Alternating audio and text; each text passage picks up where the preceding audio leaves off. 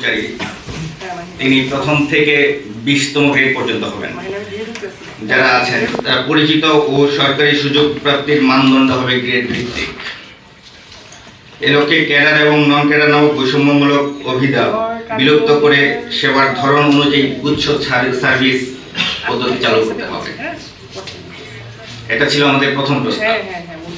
আমাদের দ্বিতীয় প্রস্তাব হচ্ছে ক্যাডার ও নন ক্যাডার ভিত্তিক নিয়োগ পদ্ধতির পরিবর্তে সার্ভিস ভিত্তিক নিয়োগ নিশ্চিত করা এবং বিভাগ, অধিদপ্তর, পরিদপ্তর, সাংবিধানিক প্রতিষ্ঠান, স্বায়ত্তশাসিত প্রতিষ্ঠান, সংস্থার প্রেষণ ও চুক্তিভিত্তিক নিয়োগ রহিত করে স্ব দপ্তরের কর্মকর্তাগণের মধ্যে হতে মেধা, দক্ষতা, অভিজ্ঞতা ও জ্যেষ্ঠতার ভিত্তিতে পদোন্নতি ও প্রদান নিশ্চিত করতে হবে। আমাদের তৃতীয় প্রস্তাব হচ্ছে সরকারি কর্মচারী ব্যবস্থাপনা কমিশন নামে একটি স্বাধীন ও স্থায়ী সাংবিধানিক প্রতিষ্ঠান গঠন করতে হবে।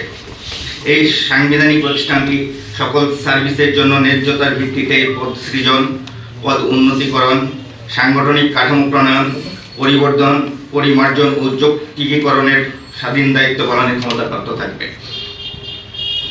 আমাদের চতুর্থ প্রস্তাব স্থায়ী পে কমিশন গঠন করতে হবে এবং নির্দিষ্ট সময় অন্তর অন্তর কমিশন কর্তৃক নতুন পে স্কেল ঘোষণা করতে হবে। পে স্কেলের ধাপসমূহ হ্রাস বা যৌক্তিকীকরণ ও প্রতি বছর সরকারি কর্মচারীদের বেতন ভাতাদি মূল্যস্ফীতির সাথে সমন্বয় করতে হবে। আমাদের পঞ্চম প্রস্তাব নবম গ্রেডের কর্মকর্তাগণের ক্ষেত্রে নির্দিষ্ট সময়ে পদোন্নতি না পেলে জাতীয় বেতন স্কেল 2015-13 এ বর্ণিত পূর্ণ বেতন প্রাপ্তির শর্তাবলী অনুযায়ী চাকরির 5 বছর পূর্তিতে 6ষ্ঠ গ্রেড, 10ম বছর পূর্তিতে 5ম গ্রেড এবং 14 বছর পূর্তিতে 3য় গ্রেডের বেতন স্কেল প্রদান করতে হবে। আমাদের প্রস্তাব 6 দেশে ও বিদেশে উচ্চশিক্ষা, মৌলিক ও বিশেষায়িত প্রশিক্ষণের সুযোগ সরকারি সকল সার্ভিসের জন্য মেধা, যোগ্যতা, অভিজ্ঞতা ও প্রাতিষ্ঠানিক প্রয়োজনীয়তার নিরিখে উন্মুক্ত রাখতে হবে। আমাদের সপ্তম প্রস্তাব হচ্ছে নবম গ্রেড ও তদূর্ধ্ব পদের সকল সার্ভিসের কর্মকর্তাগণকে স্ব প্রতিষ্ঠানের প্রয়োজনীয়তার নিরিখে ও জনসেবা প্রদানে অধিকতর প্রশাসনিক ক্ষমতা অর্পণ করতে হবে। আমাদের অষ্টম প্রস্তাব নবম গ্রেড ও তদূর্ধ্ব পদের সকল সার্ভিসের কর্মকর্তার জন্য প্রয়োজনীয়তার নিরিখে সকল সার্ভিস লজিস্টিক নিশ্চিত করতে হবে। এই ছিল মোটামুটি আমাদের প্রস্তাবগুলো, যেটা আমি আপনাদের সামনে উপস্থাপন করলাম। এখন এই আলোকে আমরা পরবর্তী প্রশ্নোত্তর পর্বে চলে যাব। জি, আপনাদের এটা কি প্রস্তাব না সরকারের কাছে দাবি? বর্তমান সরকারের কাছে খুলে বলেছেন এটা আমাদের প্রস্তাবনা।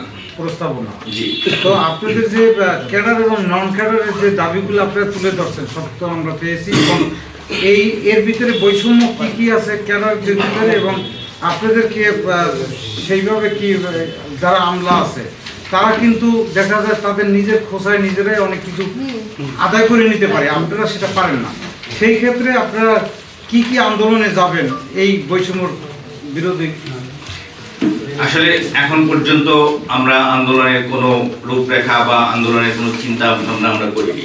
আমরা চাই যে এই সরকার স্থিতিশীলতা অর্জন করুক, আমরা তাকে বিপদে ফেলতে চাই না।